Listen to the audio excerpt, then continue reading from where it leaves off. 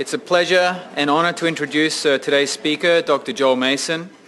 Joel is a professor of medicine and nutrition at Tufts and is a director of the vitamins and carcinogenesis lab here at the HNRCA. Joel came to our center and to Tufts about 25 years ago after completing his training at the University of Chicago. Shortly thereafter, he founded the Nutritional Support Service at Tufts Medical Center and was later director of clinical nutrition at the medical school and medical center. In the mid-90s, he established the vitamins and carcinogenesis program at the HNRCA. He has published over 80 peer-reviewed articles and is best known for his studies on folate absorption in the small intestine and the modulation of colonic carcinogenesis by folate. Joel continues to practice medicine at Tufts Medical Center and is consistently voted amongst Boston's top doctors. As director of the Nutrition and Cancer Program, he is also a major driver in the Tufts Cancer Center's endeavor to become an NCI-designated cancer center. Joel is an insightful and altruistic teacher and mentor who has helped dozens of students, fellows, and postdocs get their start in medicine and science. In addition to these accomplishments, Joel has been known to moonlight as a biomedical engineer, creating the devices needed to facilitate his own studies. Surely the crowning glory of these efforts was the creation of a rat milking machine to extract the milk for his folate absorption studies. So on that note,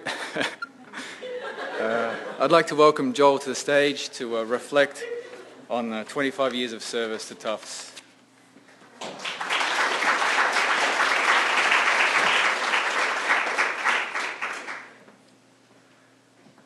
Thanks, Jimmy, for that interesting introduction. So I came to the HNRC in 1987, and in the ensuing years, as you're probably aware, and as Jimmy just mentioned, I've expended almost all my research efforts investigating this relationship between the consumption of folate and the other one-carbon nutrients and the risk of developing cancer. And most of our work has been with colorectal cancer, although over the years we've studied a number of other cancers as well. So what I thought I'd do today is give you a brief review of some of the territory that we've covered over the past 25 years. And in the process of giving you this retrospective review, I'm going to emphasize two items which I think are important. One is I'm going to intermittently stop discussion of science and point out certain lessons that I've learned about maybe what helps a research program thrive and perhaps what hinders a number of research programs and impedes their ability to thrive. And the second thing that I'm going to emphasize is the people that I've worked with over the years. Now, I can't mention everyone, but I am going to point out some of the people who I've really had both the privilege and the honor to work with, because as we all know, good research is not a consequence of an individual's effort. It's a consequence of a team effort. And I think that's worth emphasizing during a talk such as this. Okay, so for those of you who might not be familiar with this field, I'm just going to take one slide to kind of give you some background. It is essentially scientific fact, in my opinion, that habitually low intake of folate leads to an increased risk of colorectal cancer. And that's been re-demonstrated now over and over and over again, both through epidemiologic studies as well as through mechanistic cause and effect studies as well. So this slide is just to re-emphasize that. This is the most recent of the large epidemiologic studies that shows this point. This particular study represents a collaboration between the National Cancer Institute and the American Association of Retired People. It's a prospective cohort study where they studied over 500,000 elder Americans and followed them for, I think, about 7.5 to 8 years. And after statistically correcting for most of the known risk factors for colorectal cancer, age and physical exercise and BMI and saturated fat intake and red meat intake and so on and so forth, you can see this very nice relationship between the intake of folate on a habitual manner and the relative risk of developing colorectal cancer. And you can see that those individuals who consumed lower amounts of folate were at significantly greater risk, to the tune of about 50% greater risk of developing, actually 50 to 100% greater risk of developing colorectal cancer compared to those individuals who consumed higher amounts of folate. So with that grand introduction in mind, let me then embark on, at least beginning, a historical perspective on how I got involved in this field. So this is the beginning. And this is a young physician scientist by the name of Marilia Cravo. So when I came to Tufts in 1987, I was still a fellow at the time. The first 6 months I was here, I was finishing up my fellowship with Irvin Yakov. And I was not studying folate and cancer. In fact, I was studying very basic molecular mechanisms of absorption of folate in the intestine. But during that entire time, I was looking for a topic of my own, because intestinal absorption of folate was something that really Irvin Yakov had focused on for some decades, and that was merely an interest that I had kind of adopted from them. And so I was really, at the same time, working on intestinal absorption of folate, also looking to acquire my own little territory that I could call that was separate from Irvin Yakov's. And in 1989, in the fall of 1989, Marilia Cravo came to work here at the center. She came primarily to work with Irv, and as Irv was prone to do, he brought Marilia down to my office one morning, and he introduced me to Marilia, and he said, "Find Marilia a project," and then he disappeared. And Marilia, who has the prototypical expressive Mediterranean demeanor, said, "I want to work on nutrition and cancer." And I said, "Well, that's all fine and good, but I don't know a thing about cancer, and I don't study cancer." But Marilia was very insistent and said, "I want to study nutrition and cancer." So I started thinking about projects that she might do in the field, generically, of nutrition and cancer. And interestingly, just a couple months before that, I had reviewed a paper for one of the journals, which was among the first epidemiologic links between low folate intake and an increased risk of cancer. And so even though I didn't know anything about cancer, I did know a little bit about folate. And so I approached Marilia and I said, "Why don't we study this relationship between folate and cancer?" And indeed, what we ultimately decided to do was to establish, for the first time, a true cause and effect relationship between inadequate folate intake and a higher risk of cancer. And what we chose to do was to use what was considered to be the gold standard of rodent models of colorectal cancer at the time, a carcinogen-induced model. And we demonstrated, I think pretty clearly, that animals that are mildly inadequate in folate compared to those that are fully replete in folate develop both microscopic precursors of cancer as well as macroscopic tumors themselves in the instance of when they have a mild inadequacy of folate. Now, before And this was really the very first demonstration of a true cause and effect relationship between inadequate consumption of folate and a higher risk of cancer, albeit within the context of an animal model. Now, before I leave this particular stage of my talk, let me just tell you one other anecdote about my work with Marilia. You might think, because in my clinical life I'm a gastroenterologist and Marilia was a gastroenterologist as well, that it was obvious that we were going to study this relationship between folate and colorectal cancer. But actually, it was, in some respects, really happenstance that happened. Because at the time that we were doing this work in the late 80s, this was a very embryonic field. And there were only a few observations that had tried to establish this link between low folate intake and a higher risk of cancer. In fact, most of what few observations existed were almost entirely in the uterine cervix.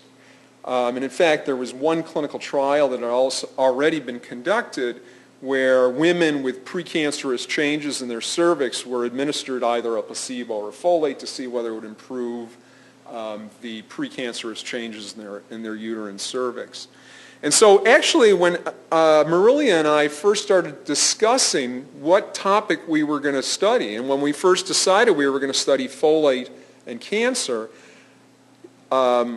initially we wanted to do a human study. And I said, you know, Marilia, it occurs to me that the milieu of the uterine cervix changes so dramatically over the course of a woman's menstrual period that I think what we need to do is first define what the folate status of the human uterine cervix is during the course of a menstrual cycle.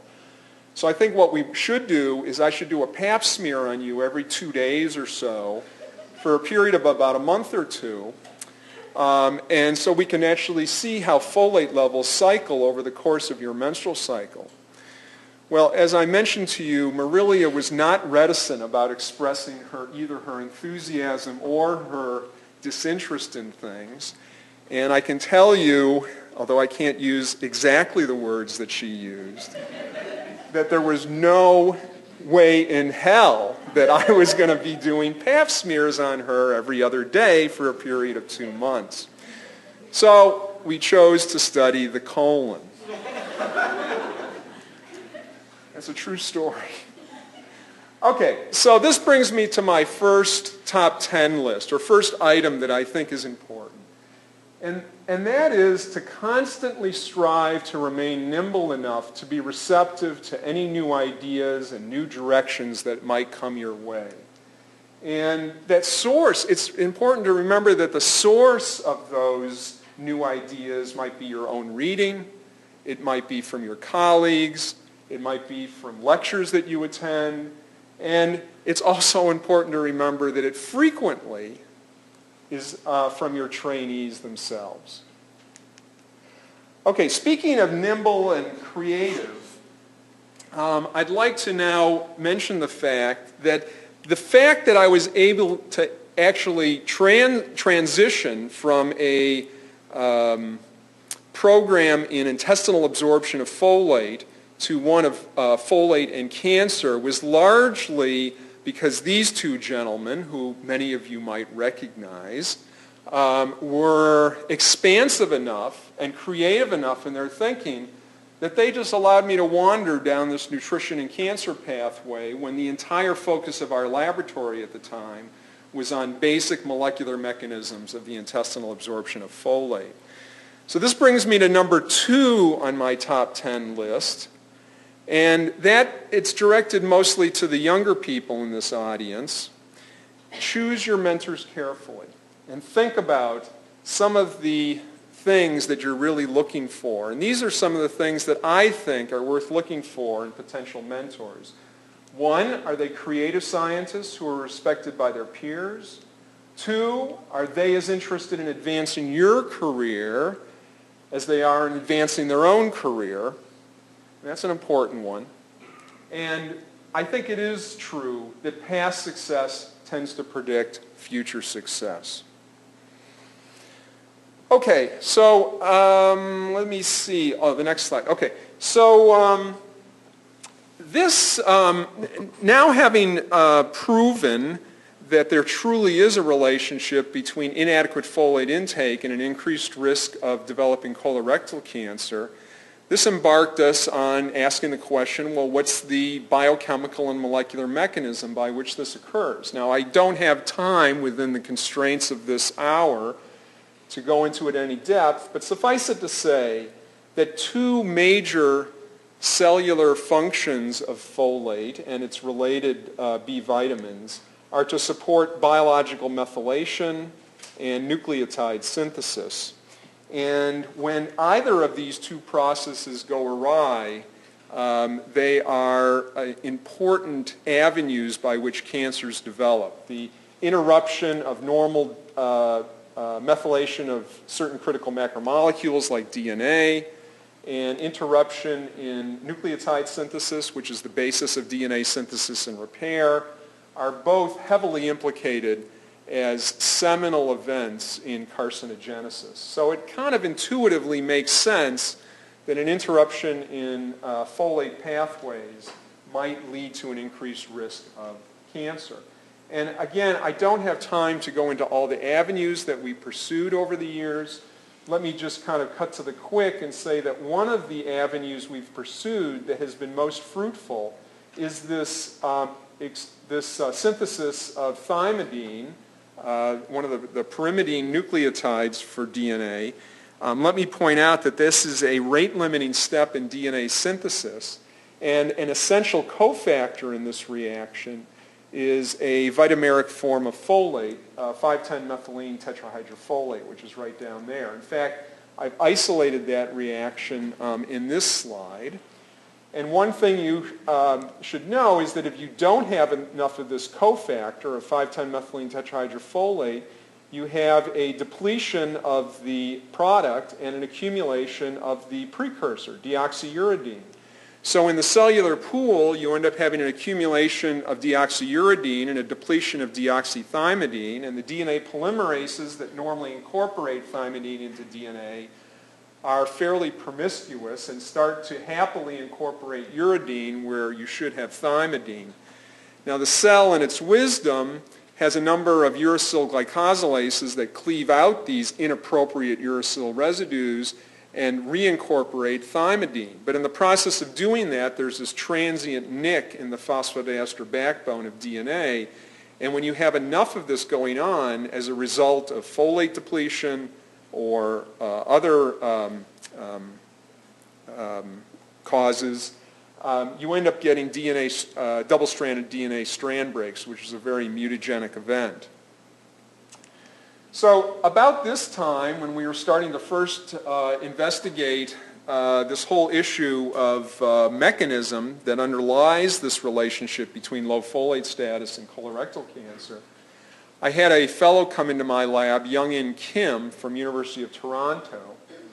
And Young pursued a number of different research projects, but one of the ones that he did was very revealing in regard to the consequences of this uracil incorporation, because what Young discovered was that there were certain regions of the genome that were particularly susceptible to the induction of these double-stranded DNA strand breaks as a consequence of folate inadequacy.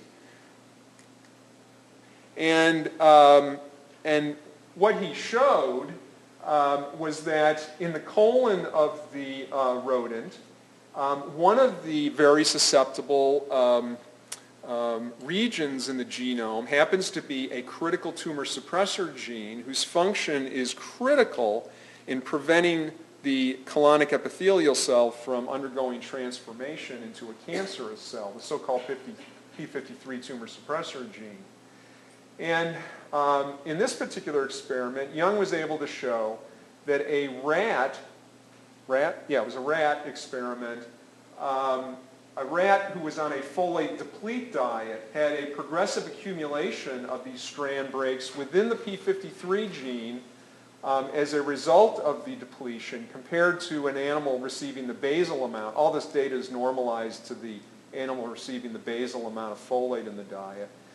And that animals receiving 4 times the basal requirements, supplemented animals, actually had even fewer strand breaks. This assay is a PCR assay, so it's a reciprocal assay. So the lower the value here, the greater the number of strand breaks within that particular region of the genome. Now these strand breaks are not only mutagenic, but when there's enough of them, what happens is the RNA polymerases that normally create messenger RNA for any given gene tend to fall off the DNA in that site instead of progressing and actually producing a mature messenger RNA. And so you have impaired expression in those regions where you have a high density of these DNA strand breaks. And indeed, if you look at messenger for P53 gene in the same experiment, you see results that almost precisely parallel the development of strand breaks. Okay. Now, Young was also interested in doing clinical studies, and so he really helped me get underway doing translational studies, which we've continued to do to this day. And in fact, I initially hired Young on the basis of a grant that I got to conduct a small pilot trial. So one of the first things we decided we had to do was to define the relationship between systemic indicators of folate status, blood levels of folate, and what's going on in the colon. Because obviously it's inconvenient in the human to be biopsying the colon all the time, and it's, on the other hand, very practical just to draw blood if you think that's an accurate surrogate measure of what's going on in the colon. And what we found, actually in retrospect, is really intuitive, that there's a very good link, a very good concordance between serum folate and colonic folate levels, okay? On the other hand, there's a very poor relationship between red cell folate levels and colonic folate levels. Now that makes sense because both the serum level of folate, the serum compartment of folate, and the colonic folate of the colonic compartment of folate turn over very rapidly. Serum folate is a reflection of your folate consumption in the last day or two. Okay, it's a very rapidly turning over compartment. Remember, the colonic epithelium turns over every 72 to 96 hours.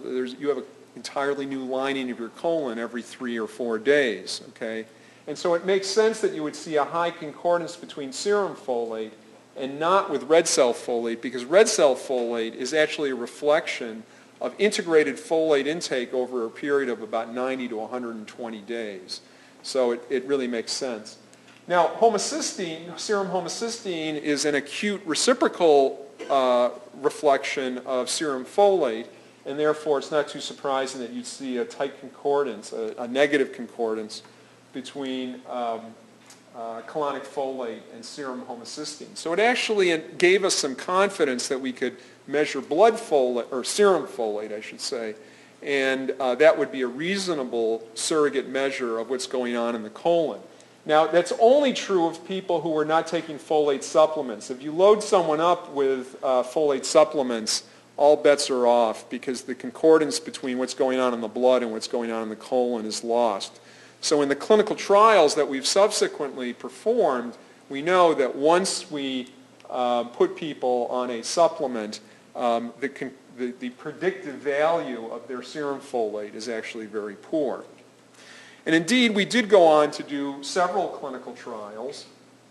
On the left here, you see that if you give folate supplements, this is a milligram of folate a day, you can raise serum folate, you can raise red cell folate, which is nothing surprising, but you can also raise colonic folate to a very significant degree as well, which was important to show.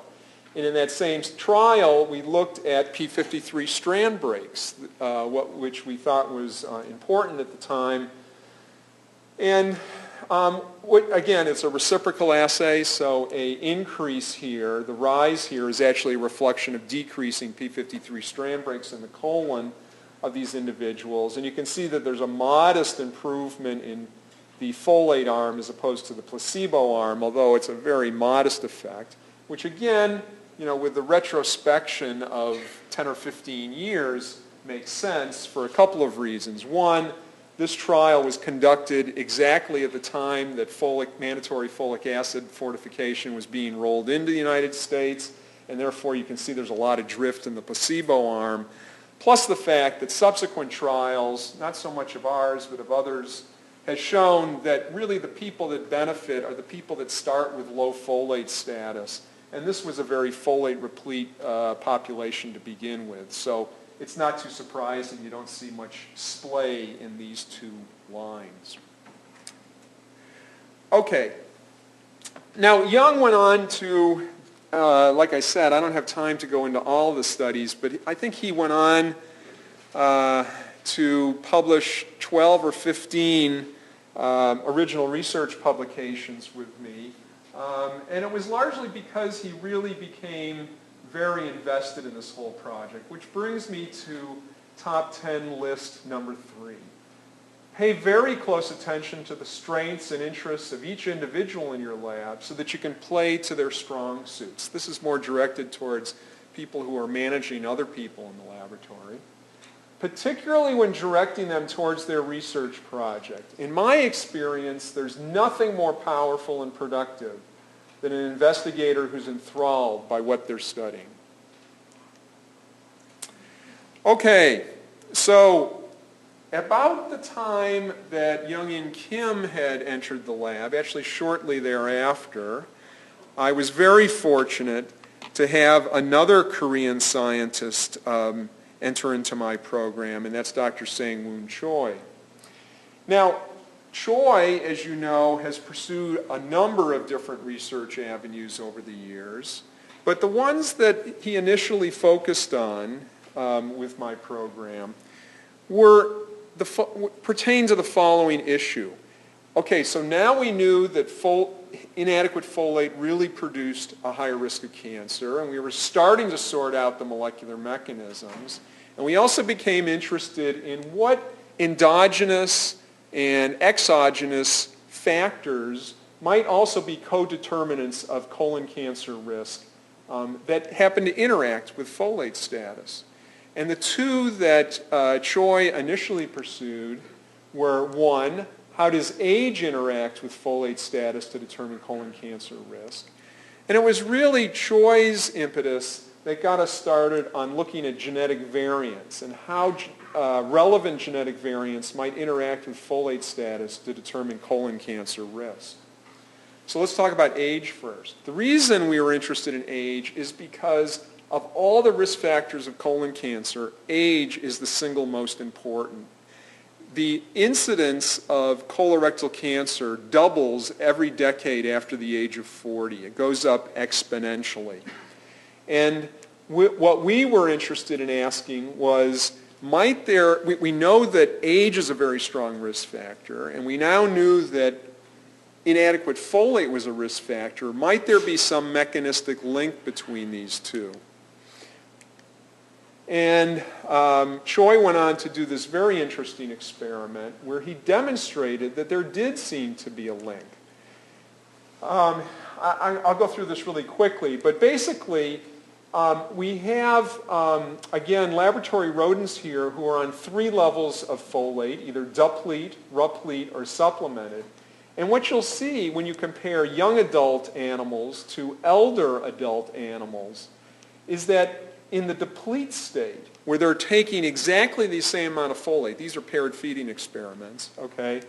The elder has a lower level of folate on the same amount of dietary folate than the younger animal, okay, in both the plasma compartment as well as the colonic compartment.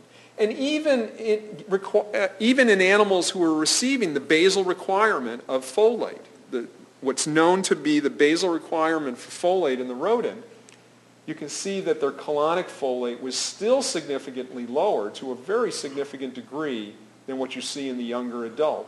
And it's only in the supplemented state that one actually starts to reach a level that's somewhat commensurate with what you see in the younger animal, albeit numerically it's still a lower number, but statistically it wasn't different there. Not only was there this quantitative difference, but there was a qualitative difference as well. And you can see that the elder deplete animal essentially lost all methylfolate in the colon, whereas the younger animals retained a very substantial amount of methylfolate. And again, we don't have time to go into all the details, but methylfolate, each of the vitameric forms of folate perform very different functions, as I alluded to in an earlier slide. Now, there's molecular consequences of this difference in folate metabolism between young adult rats and old adult rats.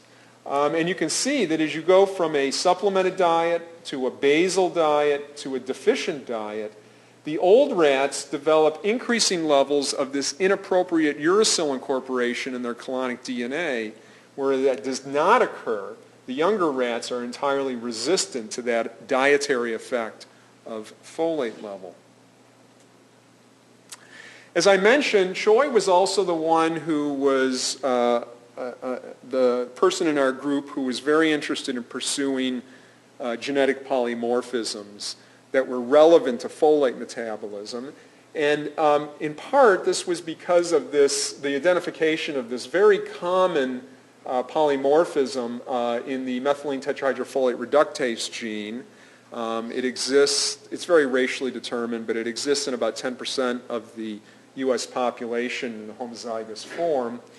And this isn't our work. This is work from one of the large cohorts at the Harvard School of Public Health.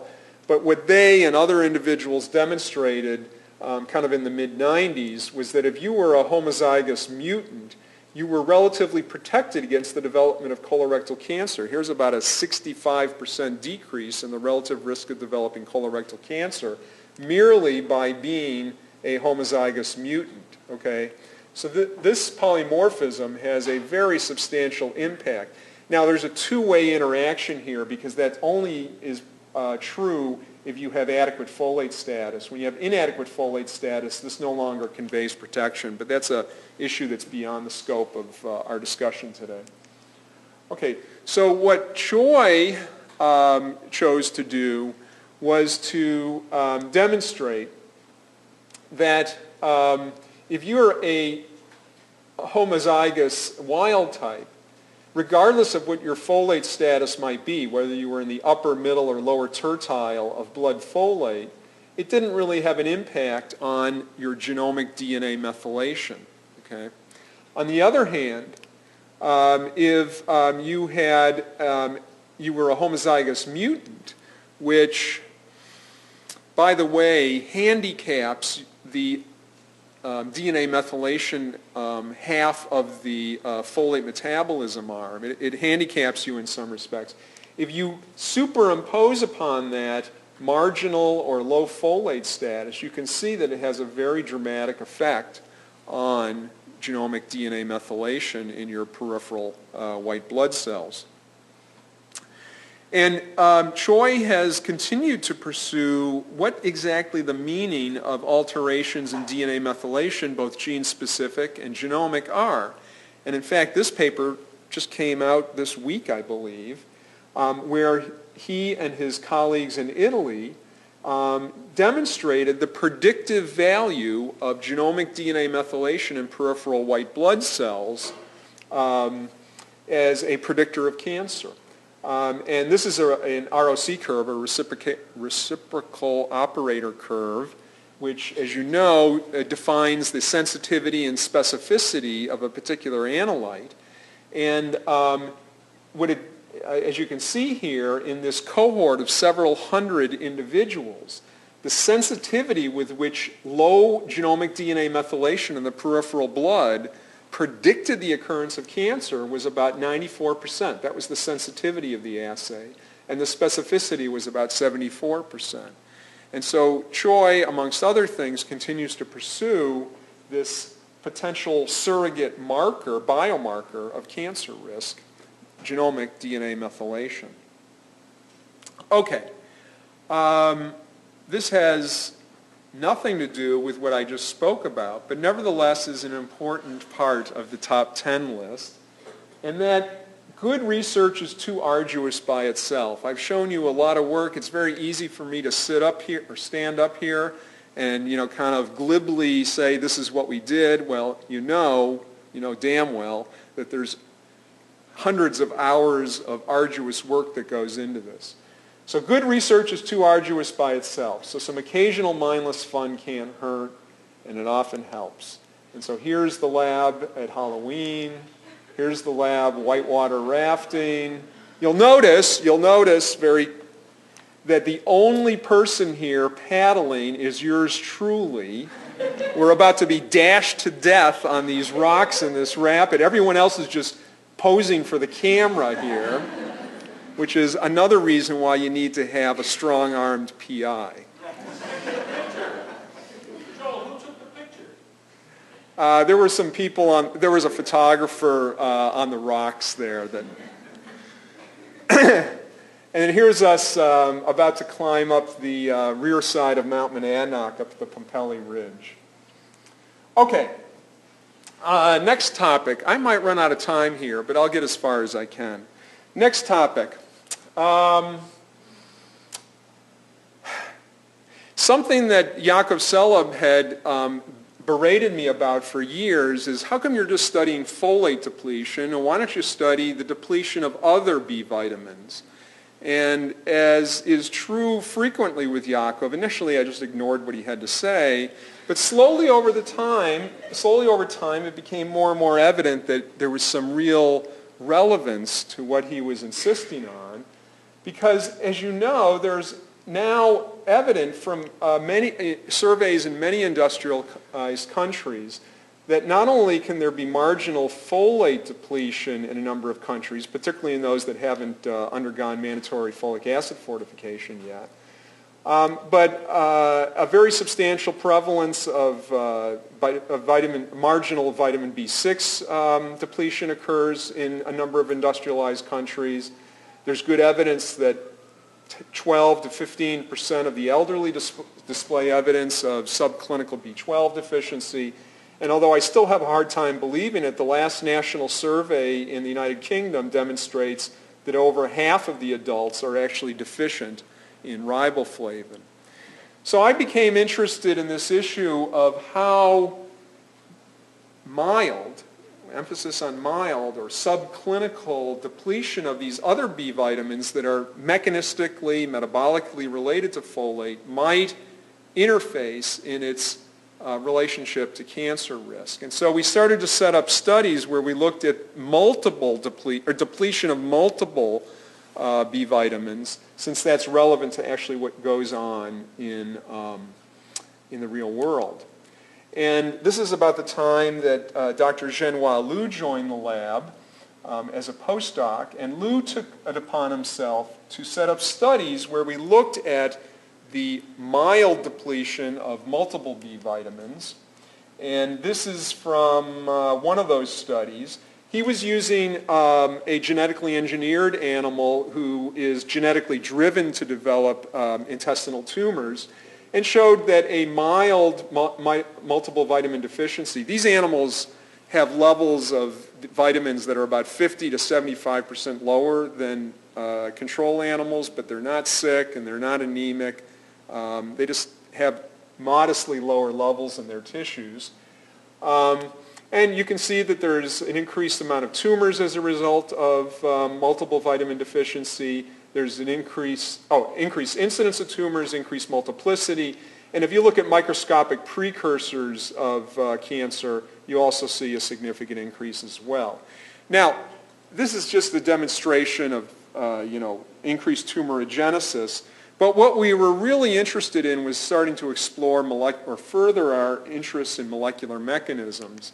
And what Liu was able to do, and unfortunately I don't have time to really do anything more than just run through the next few slides, but in essence what Liu showed for the first time was a definitive demonstration of a specific cell signaling pathway that seems to mediate the pro-carcinogenic effects of low folate and low multiple vitamin deficiency as well. And it happened to be this Wnt signaling pathway, which by any measure is a critical pathway in the early molecular events that lead to human colorectal cancer. About somewhere between 90 and 95% of all human colorectal cancers start as an inappropriate overactivation of this pathway. And here's one of the demonstrations. This was using a Wnt signaling mouse, so it demonstrates in vivo a four-fold upregulation of Wnt signaling in the colon of these mice merely by imposing this very mild multiple vitamin deficiency. And if you look at the various elements of the Wnt signaling pathway, which we don't have time to do here, you can actually see alterations in all the elements in the appropriate directions as a result of multiple vitamin deficiency, multiple vitamin deficiency, which I'm just going to run through real quickly. Now, Lou and I came to study the Wnt signaling pathway largely as a result of kind of looking at, we actually had kind of a map of all the various cell signaling pathways that we were potentially interested in. And really our reading directed us towards the Wnt signaling pathway, which turned out to be a very fruitful and productive avenue. And this brings me to top 10 list number 5. Lock yourself in your office occasionally, turn off your email, turn off your iPhone, and read extensively about a new avenue of research you might wish to pursue. It comes back in spades for you. It's really very useful. Okay. Next topic is transgenerational effects. So for many of you, regardless of your field of nutrition research, you know that one of the hot topics nowadays is how a mother's consumption of a particular nutrient or nutrients or calories for that matter before and particularly during pregnancy might imprint either the genome or the epigenome of the developing fetus and affect the phenotype of that individual when it's born. And this is true, or let me put it this way, there are some scattered epidemiologic observations which suggest that a mother's consumption of folate and maybe the other 1-carbon nutrients might also impact on cancer risk, on the development of certain pediatric cancers. So Jimmy Crott in our lab, and Jimmy, like everyone else I've shown today, has actually pursued any number of avenues of research, and I'm just going to emphasize his work on transgenerational effects. What Jimmy decided to pursue was the idea that a mother's consumption of B vitamins during pregnancy might affect not just pediatric cancers, the likelihood of cancers that occur early on in infancy, but actually cancers that develop in adulthood. This is what we expected to see, an incremental protection against offspring colon cancer as a result of increasing levels of folate and the other B vitamins, excuse me. But this is actually what he found, that indeed a mother receiving supplemental levels of these B vitamins did have a very substantial protection of conveying protection against intestinal cancer in the offspring. Remember, the offspring are getting normal diets. This is maternal diet, okay? But on the other hand, there was no significant difference between control and deficient, at least in terms of the likelihood of developing intestinal cancers. On the other hand, there was a difference between the control and the deficient groups in regard to whether these tumors remained benign adenomas or actually evolved into invasive cancers. And you can see that the deficient group had a much higher likelihood of developing invasive carcinomas as opposed to the control group. And in the course of his studies, Jimmy also identified a number of genetic pathways that might be mediating this effect. And to make a long story short, since we tend to be a Wnt-centric lab, we happen to find that this negative regulator of the Wnt signaling pathway was actually very responsive, and after statistical correction for multiple comparisons, was the only one of these that actually fell out as a significant effect. And Jimmy went ahead to get some additional funding to actually pursue this, which he's doing presently. Jimmy also then thought, well, maybe if the mother's diet has an effect on offspring intestinal carcinogenesis, maybe the paternal diet does as well. And he's now working off a small NCI grant to pursue what a father's diet might do in regard to offspring carcinogenesis. In fact, that brings me to top 10 list number 6. By the way, we're not going to get through all top 10s, but that's all right. You can come to my office because I really do have a list of actually 11. Okay, anyways. Get to know your program officers down at the NIH. So Jimmy got this little R03 grant to study what paternal folate intake does to offspring carcinogenesis. And he happened to be down in the NIH talking to one of our program officers, Cindy Davis. And Cindy says, oh, by the way, I can give you a supplement if you need to do some additional genetic studies. And suddenly, within a matter of a couple months, his grant was from a little R03 to a supplement that was larger than the parent grant itself to actually further these studies. So get to know your program officers at the NIH. Okay. I got a few more minutes. Okay. So, as I mentioned, it was Dr. Choi who originally got us interested in looking at SNPs in relevant enzymes in folate metabolism. And also, as I mentioned, the ability to keep uracil out of your DNA seems to be critical in preventing these DNA strand breaks. Now, also, as I mentioned, the body has actually several the human body has several enzymes, uracil glycosylases, that prevent this uracil from remaining in DNA, okay? And so it occurred to us that maybe polymorphisms in these uracil-processing enzymes might have an impact on the level of uracil that you carry in your DNA. And it was about this time that Aurélie Chanson came from France to work with us. And Aurélie decided to pursue this on a human, actually she pursued it both on the rodent level as well as on the human level. I'm just going to show you her human studies here.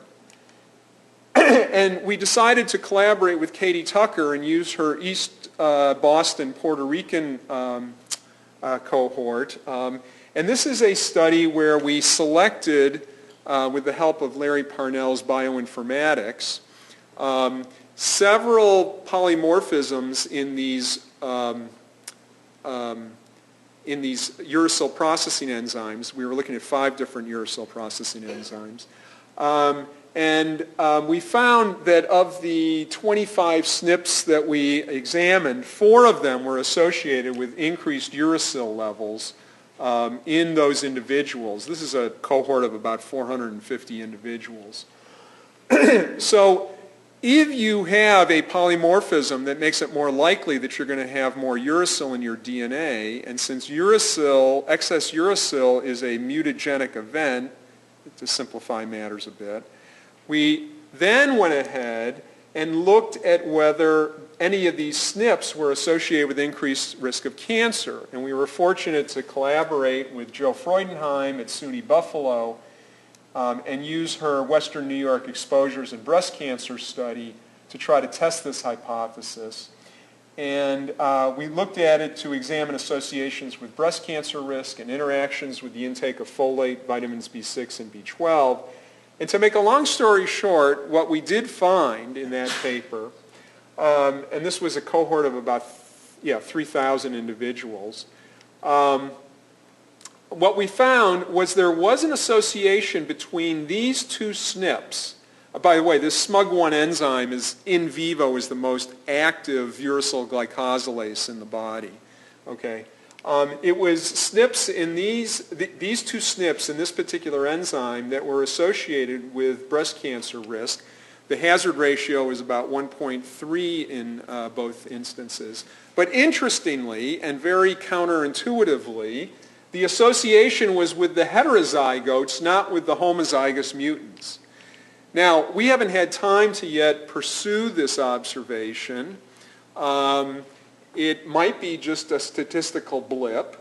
On the other hand, it is well known that there are certain events of so-called heterosis where a phenotype is associated solely with a heterozygote as opposed to a homozygote. And again, we haven't had time to really pursue this. Okay.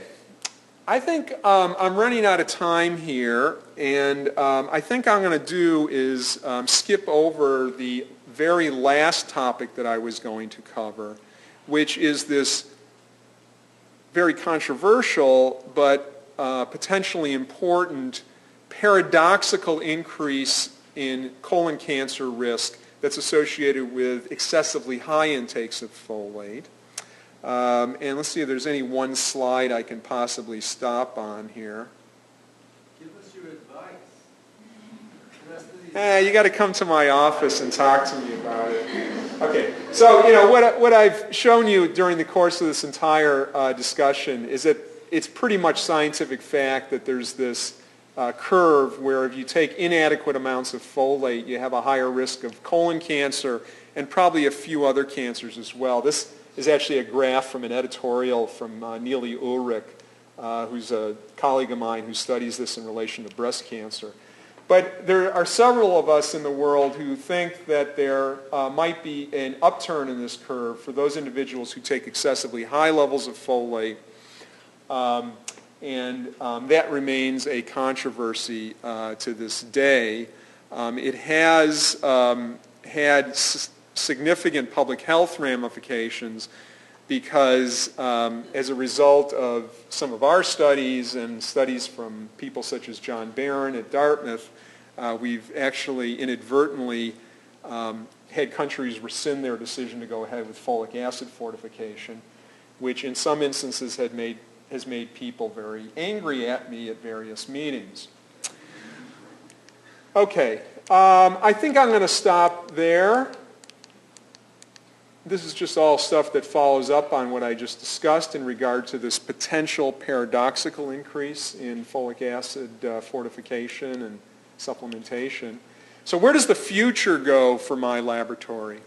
Well, we're going to continue doing this work that I've been discussing, but we've also embarked on studies of how obesity increases colorectal cancer risk.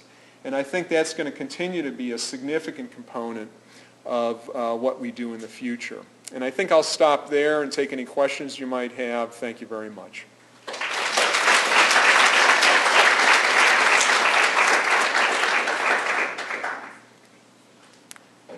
We have time for just 2 or 3 questions. Nothing? Right. The mouse model in your work has obviously been very fruitful. And it seems to be close to the human model in many ways. I saw a paper recently that said that exactly the opposite is true for many drugs. That many drugs that don't seem to work very well in people when they do in mice. Can you talk about that a little bit? Well, I think you bring up an excellent point, and I think it's a good point for the younger scientists in the room, is that, whenever you're doing work in an animal model, you've got to absolutely keep in mind the limitations of your animal model, okay? I have briefly reviewed the paper that you're referring to, and I'm not sure whether what they observed what they found was that for some particular molecular aspects, what happens in the mouse is not necessarily applicable to what happens in the human. And I think that's undoubtedly going to be true. It's not, and there's always going to be certain aspects of your animal model that is relevant to the human and certain aspects that aren't. I don't think it necessarily invalidates a whole model. The other point that I'd like to make, which I agree with you, that because there's a limited relevance of any given model, animal model, to human biology, frequently what we've done is try to observe things in multiple animal models. And since each model has its own strengths and limitations, if you use complementary animal models, and if you see the same effect in 2 or 3 separate animal models, you frequently can carry away a much greater degree of confidence that what you're observing actually has relevance to human biology. Any other questions? Okay, thank you very much.